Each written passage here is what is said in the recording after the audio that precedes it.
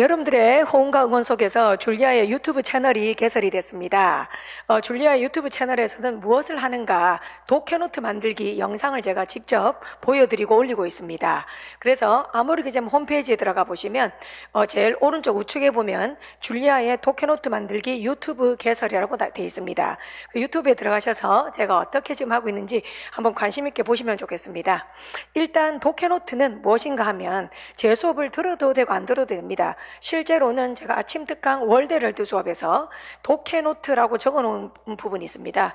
좋은 지문에서 독해노트라고 적어놓고 그거 아침 특강 시간에 하지 않습니다. 하지 않고 제가 별도로 촬영을 해서 우리 학생들 누구나 제 수업을 듣든 안 듣든 아니면 공무원 시험을 준비하든 무슨 시험을 준비하든 지금 영어 시험의 중심이라 할 수 있는 어휘력, 독해력에 목마름을 느끼는 모든 학생들이 참여할 수 있도록요 무료로 양질의 강의를 서비스를 제공하고 있습니다.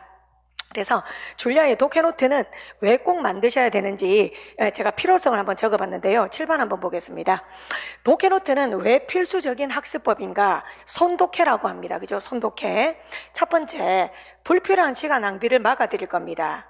우리 학생들이 만약에 자기가 이제까지 한 학원에서 1년 동안 또는 6개월 동안 영어 독해를 하면서 봤던 지문이 만약에 한 100개 정도라고 치겠습니다. 그게 기출일 수도 있고 아니면 또 수능 독해일 수도 있고 어떤 것이든요.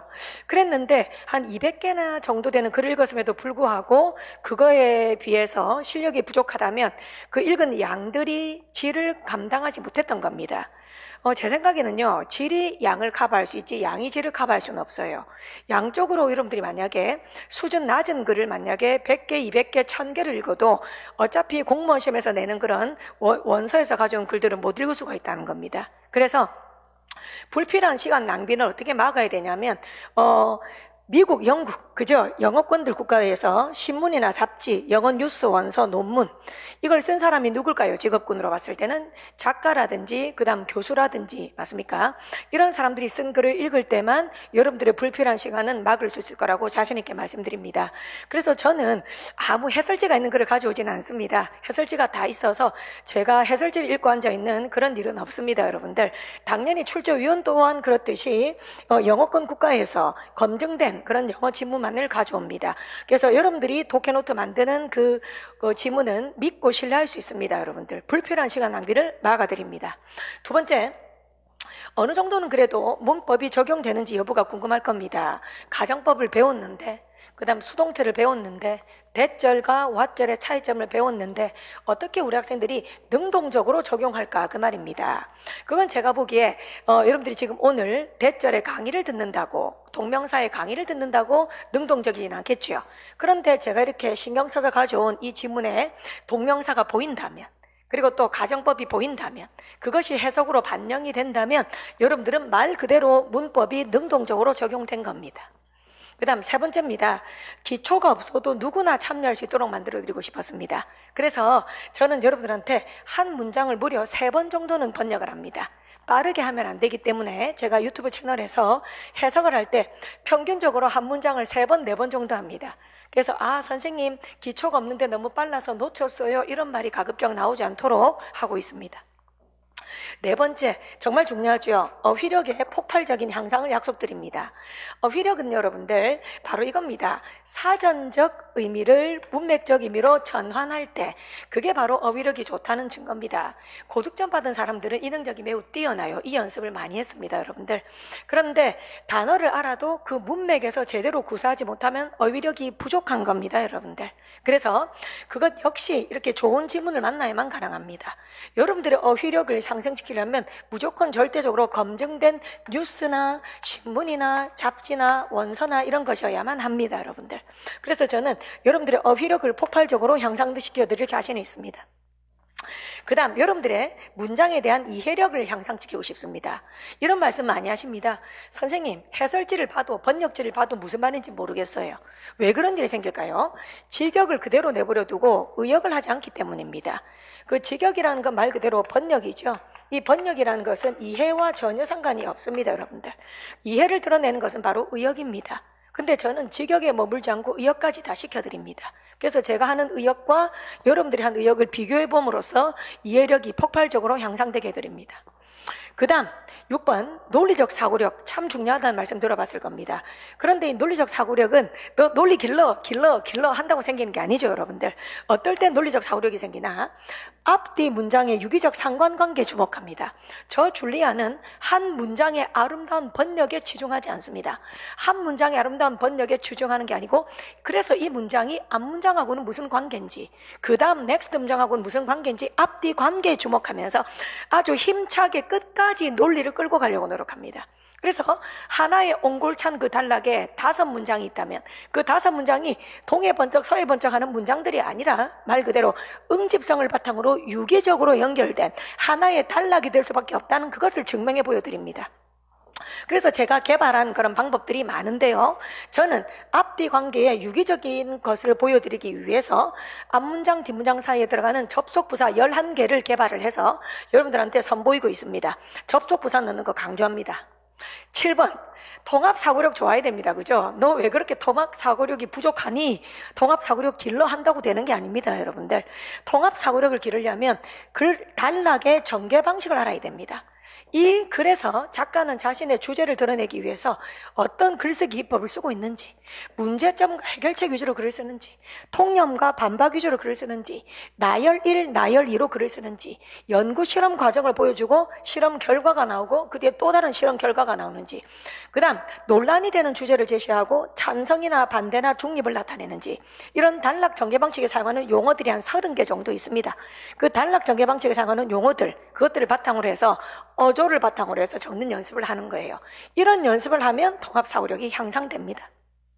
3번째, 강약 조절하셔야 됩니다. 시험장 가면 우리 학생들 지문을 2분 정도에 다 읽으시고 답 찾으셔야 됩니다. 2분은요, 지문 읽는 시간이 아니고 답 찾는 것까지 2분입니다. 그러면 10문제면 독해는 벌써 20분입니다, 우리 학생들. 그런데 우리 학생들이 그게 아니고요. 환상에 젖어서 나는 모든 우리말을 영어를 우리말로 다 옮기겠다. 아름답게 하겠다. 절대 2분 안 됩니다. 20분입니다. 여러분들 최소. 그래서 어차피 여러분들은 강약 조절하셔야 되고, 그 강약 조절을 통해서 우리는 시간 단축된과 동시에 정확도는 올라간다는 거죠. 이건 어떻게 해야 가능하냐 그 말입니다. 어떻게 해야지 우리는 시간 단축을 하면서 정확성을 올리나 그 말입니다. 그게 바로 읽은 글을 요약하는 습관이죠. 요약은 2개가 있습니다. 상위 개념식 요약이 있고 하위 개념식 요약이 있습니다. 상위 개념식은요, 예를 들어서 오늘 제가 입은 옷을 가지고 내가 문장을 막 구사를 해서 한 단락을 만들었어요. 그랬을 때 상위 개념식 요약은 줄리아의 화려한 복장입니다. 줄리아의 화려한 복장, 이렇게 하니까 문장이 아닙니다. 단어를 이용해서 풀었습니다. 그게 바로 상위 개념식 요약입니다. 그런데 줄리아는 아주 화려하게 핑크한 원피스를 입고 강의를 하고 있다. 그러면 하위 개념식 요약이 됩니다. 그래서 상위 개념식 요약 연습을 많이 하면 주제 제목 찾는 데 도움이 되고, 하위 개념식 요약 연습을 많이 하면 요지 주장 찾는 데 도움이 됩니다. 그래서 항상 글을 읽으면 그 글의 번역에 머물지 말고 요약을 즐겨라 그겁니다. 이런 것들까지 다 해드리죠. 그 다음 9번째입니다. 빈칸 추론. 대세주요. 빈칸 추론을 약하게 하면 사실 앞에 8자는 잘 못 따라요. 앞에 80점 8자를 달려면 빈칸 추론은 거의 다 맞아줘야 됩니다. 그리고 나서 논리, 순서 문제나 이런 걸 논리로 완전히 정복해야 90점대가 됩니다. 그 다음 모르는 단어가 없으면 100점이 됩니다. 점수는 그런 식으로 나와요, 여러분들.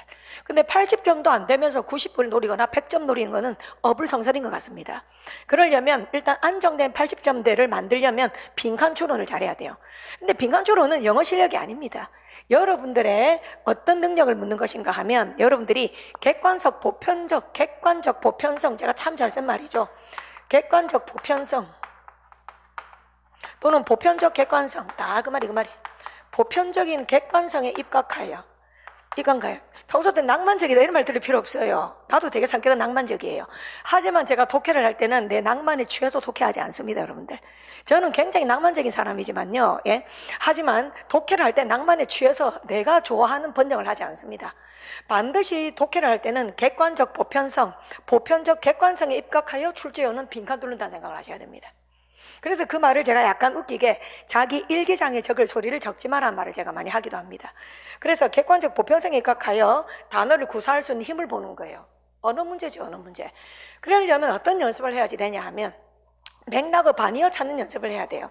이 글에서 작가가 여러 번 패러프레이즈라고 하죠. 이 A라는 부분이 A-로 표현되어 있었고 또다시 A2-로 표현되어 있었다. 그렇다면 이것은 맥락어가 3번 구사된 글입니다. 그게 바로 반대말은 반이어겠죠. 그 다음 대응관계. 예를 들어 지문 어딘가에 삼성이 나왔는데 지문 어딘가에 현대가 나왔다. 그럼 삼성하고 현대는 대응, 호환, 치환된다는 겁니다. 그러면 삼성이 만약에 갑질을 하고 있다 이런 말이 나왔는데 읽다 보니까 현대도 마찬가지로 갑질을 하고 있다 이런 말이 나왔습니다. 그럼 이 두 개끼리 대응되고 호환된다, 치환된다는 겁니다. 그래서 이 호환관계, 치환관계를 찾는 게 굉장히 중요합니다. 저는 그래서 그냥 영어를 우리말로 옮기는 그런 트랜슬레이션을 위해서 독해노트를 만들려고 하는 게 아닙니다. 세상의 이 모든 과정들을 제가 독해노트에서 가급적 보여드리려고 노력한다는 겁니다. 획기적이죠. 그러니까 획기적이죠. 대한민국에 다 없습니다. 아예 없습니다. 여러분들 한번 검증해 보십시오. 대한민국에서 이렇게 해설지가 없는 수능이나 이런 해설지가 다 떠돌아다니거든요. 수능이나 기출 이런 거 말고 강사가 직접 그저 영어권 국가에서 사용하는 신문이나 잡지를 읽고 영어 원서를 읽고 자기가 문제를 다 만들어서 창작을 다 해서 그 문제를 이런 식으로 번역이 아니고 모든 영어에 필요한 모든 능력을 기르게끔 해주면서 무료로 제공하는 서비스 있으면 제가 박수 쳐드리고 싶습니다. 저도 힘이 나겠습니다. 같이 한번 하니까 더 좋겠죠. 그런 동료 선생님들이 저도 많아졌으면 좋겠네요. 근데 지금까지는 안타깝게도 저밖에 없습니다. 여러분들. 예, 다시 한번 말씀드립니다. 해설지 다 있는 글 그런 거 필요 없습니다. 여러분들 해설지 다 있다면 강사가 공부를 안 한다는 반증이겠죠. 해설지 갖고 맨날 뺏겨온다면 공부를 할 필요가 없지 않습니까? 여러분들. 그래서 그런 걸 가지고 단순하게 번역만 하는 게 아니고 제가 만약에 그 문장을 번역만 하고 넘어간다면 나의 이해력은 꽝일 거예요. 그러니까. 그런데 그게 아니고 의역을 자꾸 하면서 단어의 사전적 의미를 문맥적 의미로 바꿔주려고 노력을 합니다. 그래서 이런 모든 능력을 길러드립니다. 그리고 사실은 이 대응관계 찾고 이런 능력들 있죠. 참 여러분들 이거 한번 보실래요? 제가 사실 화면으로 보여드렸으면 좋겠는데 제가 휴대폰으로 좀 들려드릴게요.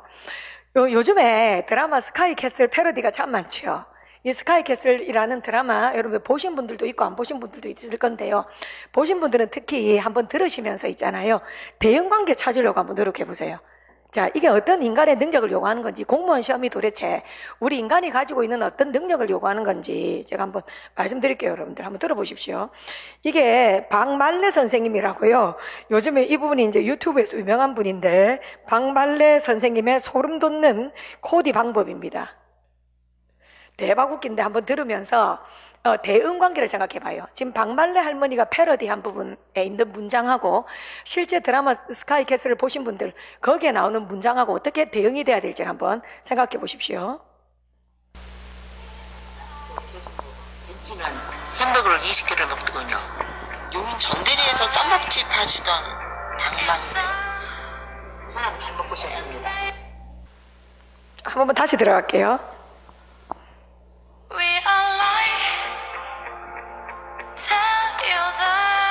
선생님, 우리 아이 먹방 유튜버 될 수 있을까요? 승규는 많이 먹어.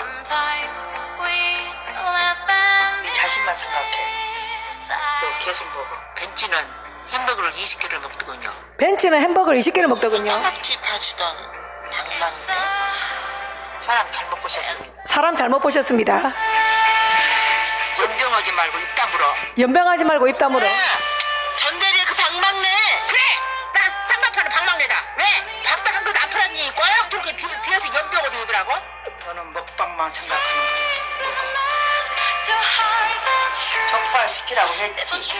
왜 같은 말을 두 번 하게? 네가 왜 벤치를 못 이길까? 네가 왜 벤치를 못 읽을까?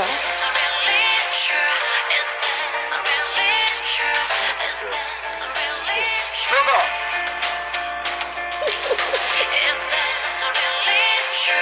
우리 승주는 라면 3봉지나 먹어요. 우리 승주는 라면 3봉지나 먹어요. 저는 다 먹습니다. 우리 집에 오면 밥을 몇 번이나 퍼다 먹는지 몰라요. 그 아이는 유튜브를 해야 됩니다. 벤치까지 될 수 있을까요? 벤치는 햄버거를 20개를 먹은 사람이에요. 선생님, 그럼 어떻게 하세요? 배가 크겠죠? 먹어, 자식아. 먹어. 어머님은 저를 믿으셔야 합니다. 배부리다고 착각하지 마. 승기는 먹는 거 말고 더 잘하는 거 있습니까? 먹고 살 것은 먹방밖에 없다. 먹어. 어머님은 성교 이 관리만 잘해주면 됩니다. 이요.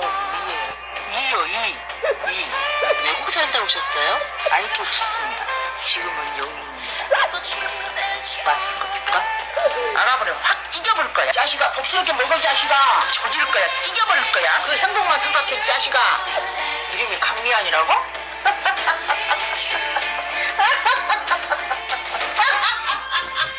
자, 여러분들 어땠습니까? 여러분들 제가 스카이캐슬을 패러디한 걸 보여드렸는데요. 지금 이게 그대로 여러분들 독해에 글로 있다 생각을 하시면 됩니다. 이게 제가 원리를 보여드리고자 하는 겁니다. 지금 여기에 저도 대사를 다 기억을 못하겠지만 이 박말래 할머니가 지금 남자애를 하나 잡고 뭐라고 하십니까? 벤츠는 햄버거를 20개나 먹었어 그랬잖아요. 그럼 벤츠는 햄버거를 20개나 먹었어. 이게 지금 비유를 하고 있잖아요. 스카이캐슬에서는. 그럼 뭐겠습니까? 그만큼 누구는 그 전교 1등 하는데 예나한테 하는 말이겠죠. 그죠? 예나한테 김서영 선생님이 예를 들어서 그 1등한 전교 1등 한 애들을 말하면서 뭐 예나는 전교 1등을 한다. 뭐 누구누구는 전교 1등을 계속 한다. 이런 식의 말하고 대응이 되는 겁니다. 그러니까. 그 다음에 부모가 자식을 모르는 부분을 드러낸 부분이 어딘가요? 부모가 자식을 모르는 부분이 실제로 자기 아이는 많이 먹는지 모르죠. 여기서 내용 보니까. 근데 박말래 할머니가 뭐라고 합니까? 실제로 이 애는 뭐를 아주 많이 먹는다 얘기를 하고 있죠. 그게 상위 개념으로 끌어올리면 부모가 자식을 다 알지 못한다는 겁니다. 그래서 드라이 스카이캐슬에서도 막 딸이 도벽이 있었거든. 근데 엄마는 그걸 몰랐던 거지. 나중에는 알게 돼서 오히려 도벽을 하라고 그냥 방관을 하면서 그 편의점 사장님에게 미리 돈을 드렸더라고요. 그래서 여기 내용들이 어떤 거냐면 문장마다 이 문장이 실제로 지금 패러디한 이 부분에서 이 A라는 문장, 벤츠는 햄버거를 20개나 먹었어. 그럼 이게 드라마 스카이캐슬은 뭐다? 전교 1등한 예를 들어 예나를 말하면서 그죠? 예나는 항상 전교 1등을 한다. 그죠? 나 거기 주인공 이름이 갑자기 생각이 안 나는데 전교 1등을 한다고 대응이 된다는 겁니다, 여러분들. 그 다음에 또 이 박말래 할머니 어떤 문장? 이 애는 실제로 많이 먹는다 하는 거 있죠? 엄마는 모르고 있었다는 말이야. 그래서 그게 상징하는 바는 부모는 자식을 모른다는 겁니다. 그래서 이런 것들이 바로 영어에서도 똑같이 적용되는 거예요. 똑같이 적용되는데 그걸 저는 맥락어, 반이어, 대응관계라고 말을 하는 거예요. 실제로 시험에서 이렇게 드라마 스카이캐슬 같은 이런 약간 지금 뭐 먹방처럼 이런 이야기를 실을 수는 없잖아요. 그러니까 글의 소재만 인문학으로 달라진다는 거예요. 뭐 가치, 정의, 진실, 뭐 그다음에 또 유연성, 합리적인 사고, 뭐 이런 식의 소재들만 우리 이 세상에서 일어나는 이런 일들로 달라지지. 글 쓰는 방법은 제가 여기서 보여드린 것처럼요. 대응되는 부분, 이 문장이 이 문장하고 대응되고, 이 문장이 이 문장하고 호응하고, 상위로 끌어올리면 이런 내용이 있고 이런 것들이 전부 다 마찬가지로 여러분들. 우리 학생들 요즘 영어 시험이 요구하는 겁니다. 그래서 특히 빈칸 추론 문제, 이 빈칸 추론 문제를 잘하는 학생들을 보면 살아온 인생적 경험이 많은 학생들이에요. 참 이런 말씀까지 제가 드리게 될 줄 몰랐지만 여러분들이 만약에 있잖아요. 척박한 환경 속에서 어릴 때부터 어딘가에 내던져져서 삶을 살았다면 아마 빈칸 추론도 잘할 거예요. 그러니까. 사실 온실 속의 화초처럼 이렇게 많은 경험이 없이 자란 사람보다 나이도 어느 정도 완전히 20대 초반은 아니면서 있잖아요. 다양한 사람들을 만나고 거기서 다양한 경험을 하고 한 사람들은 언어력이 참 좋아요. 여러분들 제가 보니까 깊이가 딱 있더라고요. 그래서 참 그렇게 보면 억울한 게 또 없네요. 여러분들. 어린 시절에 내가 참 힘들고 가난하게 성장 환경 자랐지만 그것들이 내가 이렇게 언어적인 풍부함을 가져오는데 또 기여를 했다면 또 좋은 게 아니겠습니까? 그래서 지금 공무원 시험은 특히 점점점 독해가 어려워진다 할 때 독해가 어려워지는데 영어력은 그대로라는 사실입니다. 똑같은 영어 실력을 가지고 공무원 시험 독해가 어려워진다는 것은 뭐다? 아는다는데 문장에서 해석이 안 되더라. 그 다음에 또요, 말귀를 못 알아듣겠더라. 그리고 사실적인 글이 등장하지 않더라. 옛날에 독해가 쉬울 때는 사실적인 글, 많이 먹으면 살찐다, 뭐 당연한 거 아닙니까? 커피 많이 마시면 잠 안 온다, 당연한 거 아닙니까? 갓난아기는 엄마의 사랑을 원한다, 당연한 거 아닙니까? 그런 지문을 사실적인 글이라고 해요.